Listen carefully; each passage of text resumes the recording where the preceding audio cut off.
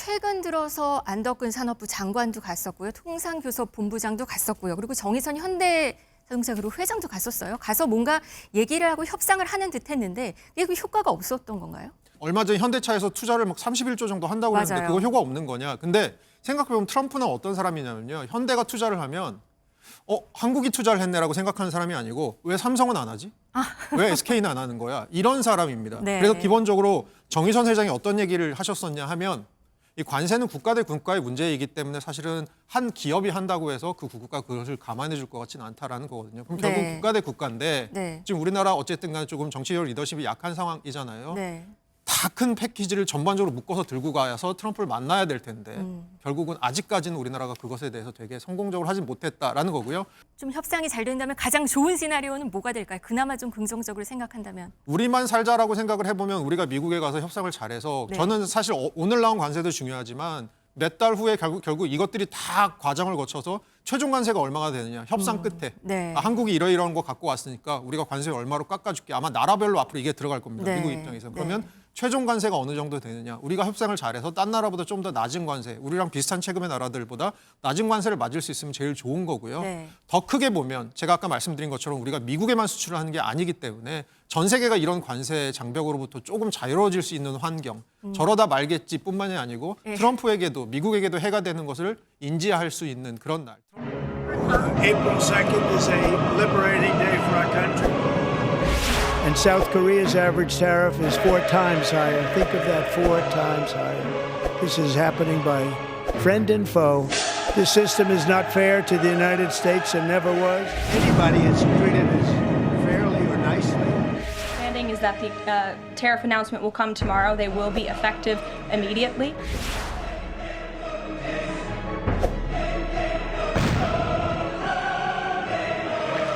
For decades, our country has been looted, pillaged, raped, and plundered by nations near and far, both friend and foe alike. But we will charge them approximately half of what they are and have been charging us. So the tariffs will be not full reciprocal. I could have done that. Our country and its taxpayers have been ripped off for more than 50 years, but it is not going to happen anymore. 트럼프 미국 대통령이 오늘을 해방의 날이라고 하면서 관세 전쟁을 선포했습니다. 우리나라도 비상입니다. 도대체 트럼프는 왜 이러는 건지 우리나라 후폭풍은 어느 정도일지 알아보겠습니다. 허준영 서강대 교수 나왔습니다. 안녕하세요. 안녕하세요. 미국 시간으로 4월 2일, 그러니까 우리 시간으로 오늘 새벽 5시였어요. 트럼프 대통령이 해방의 날, 리버레이션 데이라고 말을 했어요. 네. 선언을 했습니다. 관세, 이걸 어떻게 해석을 해야 되는 건가요? 그동안 이제 트럼프 대통령의 주장은 미국을 상대로 전 세계 많은 국가들이 한마디로 좀 뜯어먹었다. 제가 쓴 표현은 아니고요. 오늘 이 인터뷰에서 저 아까 성명서 읽을 때 한 얘기인데요. 네. 벗겨먹었다라는 표현을 썼습니다. 그래서 그렇게 수많은 나라들이 미국을 상대로 장사를 하면서 미국은 점점 제조업 일자리가 없어지고 궁핍해지고 네. 그래서 그런 모든 미국과의 불공정 관행, 무역에 대한 것을 오늘 끝내는 해방의 날이다. 그것으로부터 해방되는 날이다라는 거죠. 이 리버레이션이라는 게 우리나라 광복절도 리버레이션 데이를 네, 쓰더라고요. 맞습니다. 네. 그 정도로 지금 엄청 관세 전쟁을 선포하면서 이런 단어까지 썼습니다. 오늘 기자회견에서도 차트를 직접 들고 상호 관세 내용을 직접 발표하기도 했어요. 먼저 이 내용을 간단하게 정리를 해볼까요? 네, 그러면 전 세계 모든 나라에 대해서 10% 관세를 들어가는 거고요. 네. 그리고 미국을 상대로 장사를 잘하고 있거나 미국을 상대로 불공정 무역을 심하게 하고 있는 나라들은 그 정도를 감안해서 10%보다 더 높은 관세를 매기겠다. 그래서 그 기준이 되는 것이 해당 국가가 미국에 얼마의 관세를 매기고 있느냐를 미국이 계산을 했습니다. 네. 계산을 해서 이게 보이는 게 지금 그 차트인 거죠? 예, 차트고요. 왼쪽에 네. 있는 두 번째 줄이 여러분 보시기에 두 번째 줄이 미국을 상대로 얼마나 지금 관세율을 매기고 있는지에 대한 줄이고요. 네. 세 아까 번- 보니까 한국이 50%라고 써 있더라고요. 네, 그러니까 분명히 우리가 FTA를 통해서 미국의 대다수 그 미국과의 무역에 대해서는 저희 관세를 부과하지 않고 있는데도 불구하고 네. 어떻게 계산됐는지 굉장히 불투명하고 자의적인 계산을 통해서 네. 한국은 미국산 제품에 대해서 50% 관세를 매기고 있으니까 우리는 호혜롭게 우리는 빅브러더니까 25%만 가자 이렇게 얘기하고 전 세계 거의 모든 나라들에 대해서 미국에 매기고 있는 관세의 절반을 매긴 그런 상황입니다. 제가 이 차트를 쫙 보다 보니까 허드 앤 맥도날드 섬 이런 섬에도 부과를 했더라고요. 10%. 펭귄만 사는 섬이라고 하던데 이렇게 전 세계적으로 10%를 일단 다 부과를 하고 한국은 50%를 지금 수입할 때 부과를 하니 그러면 우리는 25%로 해주겠다. 이러면서 25%라는 숫자가 나온 거군요. 네, 그러니까 전 세계 10% 더하기 한국은 15% 더 이런 거고요. 그러니까 네. 일종의 징벌적인 관세일 수 있는 거죠. 왜냐하면 미국이 얼마나 장사를 잘하고 미국이 얼마나 불공정하게 장사를 하고 있는지 정도에 따라서 네. 관세가 올라간다 이겁니다. 그리고 일단 25%로 던지고 그 시점도 9일로 했어요. 그러면은 이게 뭔가 협상의 여지도 좀 남겨놓은 게 아닌가라는 생각도 들거든요. 저는 최근에 트럼프 대통령의 정책을 영어 두 단어로 카오스 앤 어텐션으로 사실 보고 있거든요. 카오스 앤 어텐션은 뭐냐면 뭔가 한가 큰 걸 빵 터뜨려서 카오스를 만든 다음에 네. 전 세계 국가들이 거기에 어떻게 반응하는지를 보면서 본인이 그 주목도를 갖고 가는. 거봐, 내가 이렇게 하니까 전 세계 국가들 다 오지? 미국 잘 되지? 이렇게 하는 카오스 앤 어텐션 전략을 쓰고 있다고 일단 보고요. 세게 던지고 맞습니다. 그다음에 좀 줄여줄게 아니면 이렇게 내가 좀 주목을 받고 일단 네, 그런 거 씁니다. 얼마 전에 캐나다랑 멕시코 사이에서 펜타닐 분쟁 때문에 펜타닐 너네 그거 개선 있지 않으면 미국이 관세 매길 거야라고 했다가 네. 캐나다랑 멕시코가 사실 바이든 때부터 있던 얘기를 또 한 번 하면서 우리가 국경 장벽을 좀 높여줄게라고 하니까 그래 됐어 그럼 너네 관세 유예 이런 식으로 본인이 얻는 건 사실 별로 없지만 얻는 게 사실은 있죠. 정치적인 이득을 얻는 거죠. 그러면서 주목도를 높이는 건데 그런 식의 전략을 계속해서 구사하는 것.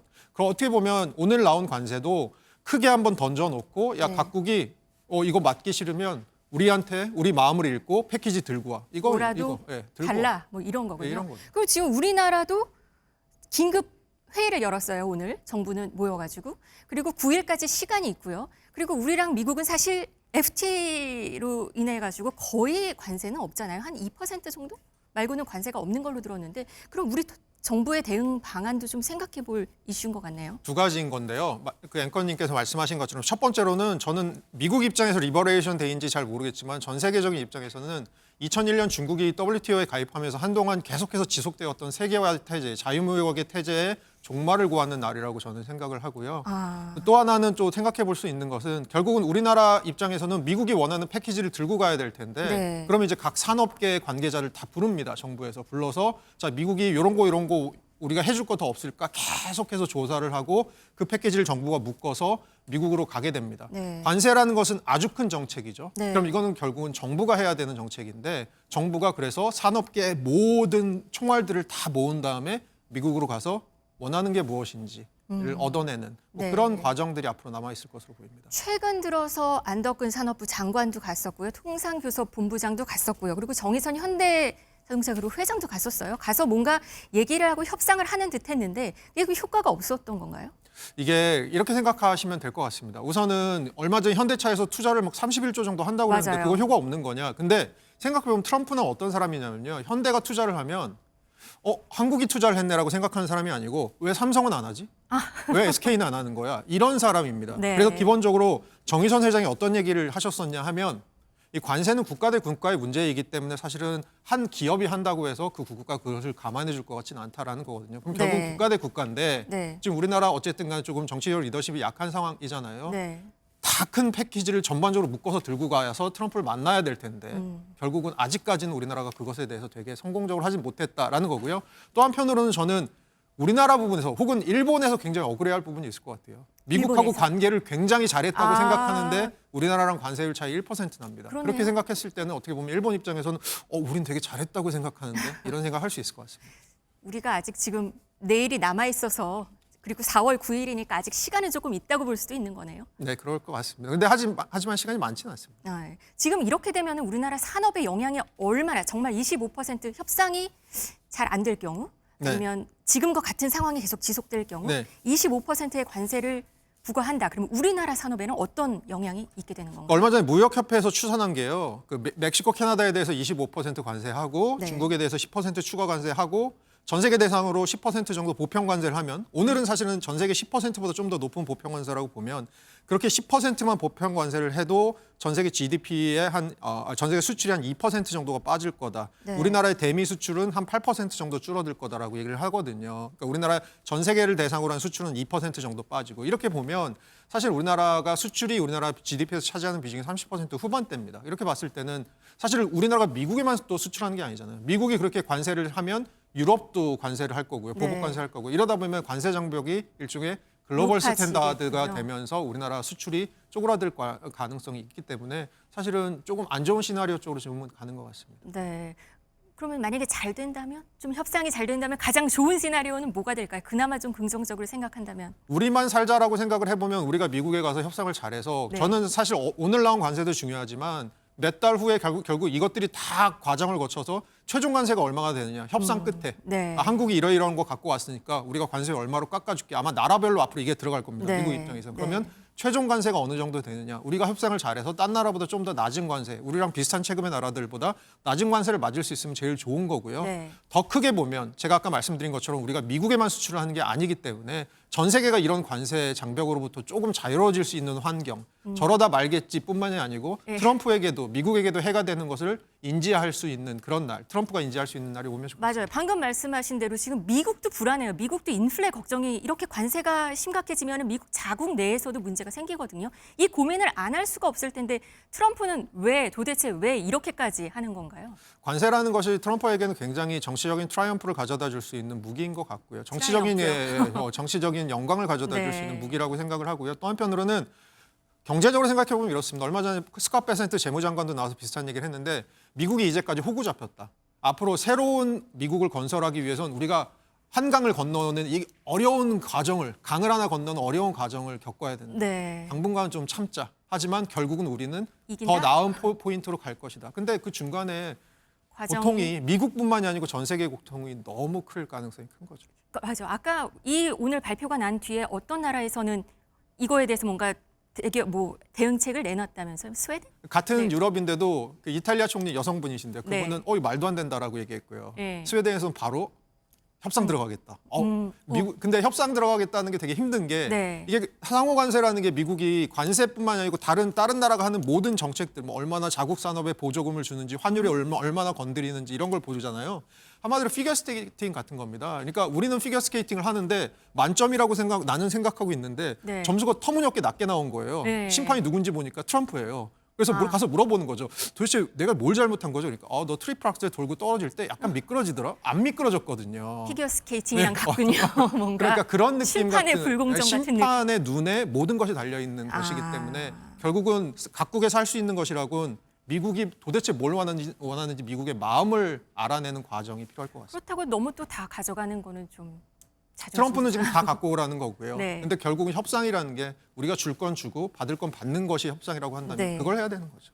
또 이런 것도 있어요. 물가. 결과적으로 미국 내에서는 이 문제로 인해서 인플레가 벌써 심해지고 있고 우리나라도 이렇게 25%가 부과된다고 하면은 당장 물가가 오를 수밖에 없는 구조잖아요. 그러면 가장 먼저 맥주부터 오른다부터 얘기가 나왔어요.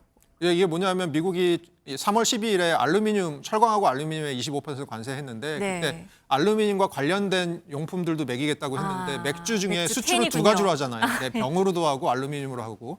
근데 그 알루미늄 캔 들어오는 것에 대해서도 가격을 매기겠다. 근데 사실 제가 조사를 해보니까 미국의 최대 맥주 수출국은 멕시코더라고요. 멕시코, 네덜란드, 아일랜드 순으로 가더라고요. 그러니까 우리나라는 사실 미국의 맥주를 수출하는 나라는 아니라서 우리나라 맥주를 걱정할 건 아닐 것 같지만 지금 앵커께서 말씀해 주신 대로 전반적으로 관세 장벽이 올라가다 보면 글로벌 물가 자체가 올라갈 수밖에 없고 그럼 가뜩이나 지금 2022년부터 한동안 물가가 높아서 우리가 고생했었는데 네. 고금리 고물가로 거의 빠져나온다고 생각하는 시점에서 다시 올라가는 물가들 이런 것들에 대해서는 사실은 저희가 끝날 때까지 끝난 게 아닌 그런 일이 벌어질 수 있을 것 같습니다. 그러니까 지금 2%잖아요, 물가가. 그리고 조금 올 1분기 들면 조금 낮아졌다 뭐 이러면서 금리도 낮추겠다 뭐 여러 가지 얘기가 지금 금융 정책, 금융 당국의 정책들이 나오고 있는 상황인데 결국 트럼프의 관세 정책으로 물가는 다시 그리고 산불 때문에 또 지금 또 걱정되는 상황이잖아요. 네, 그러니까 얼마나 국외적으로 보면 지금 보면 트럼프 정책 거기다가 환율도 굉장히 높은 상태라 수입 물가 자극하는 부분이 네. 있고요.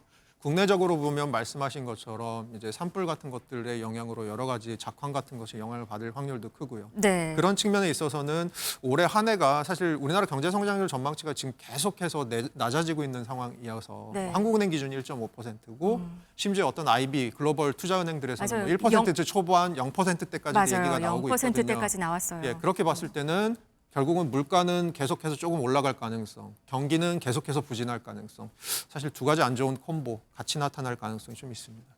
트럼프가 우리나라에 이번에 오늘 관세 정책을 얘기를 하면서 그 전에 소고기 문제를 얘기했어요. 뭔가 소고기 우리 30개월 이상 소고기, 그다음에 유전자 변형 LMO 감자 이거 수입 너네 해야 되는 거 아니냐 뭐 이런 얘기를 먼저 했어요. 이건 네. 어떻게 이해를 해야 그러니까 될까요? 이틀 전에 미국 그 USTR 무역대표부에서 매년 발간하는 보고서가 있는데요. 네. 이게 뭐냐면 그 무역 장벽 보고서라는 게 있습니다. 네. 그 미국 내 기업들의 관계자를 모아놓고 야 너네 다른 나라랑 무역할 때 힘든 거 뭐야라고 다 소원을 이렇게 수리하는 과정을 보고서로 나옵니다. 거기에 매년 나오는 게 있어요.